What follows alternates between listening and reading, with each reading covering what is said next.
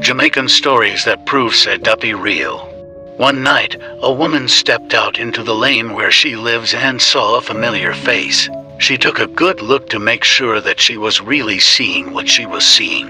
It was her brother. He was standing right in front of her, clear as day. She quickly turned back into her house, puzzled. How could she be seeing her brother when he died 4 years ago?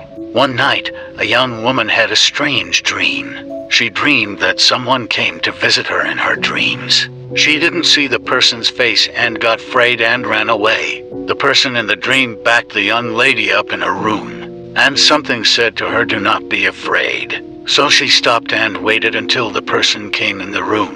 It was her great-granny, and she looked very pretty. Her great-granny told her something, and she started to smile and get happy, but couldn't remember what it was. All she could remember is that great-granny showed her a picture days after. People in her family get sick. A young woman was working overnight at an all-boys facility. She dozed off for just a second when she felt something hold her down. She started to fight the thing until she just decided to give in.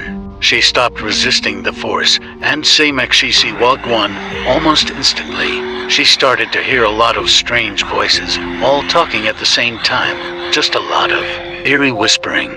She woke out of the trance wondering what that was. The Stony Hill Heart Academy in Jamaica is allegedly haunted. They had to been praying in the dorm, as there were a lot of demonic manifestations taking place when prayers start. The spirit can get bad and go into people. A young man was on the highway driving past another vehicle.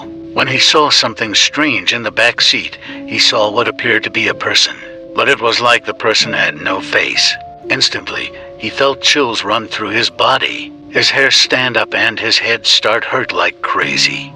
Check out the playlist for more Duppy stories.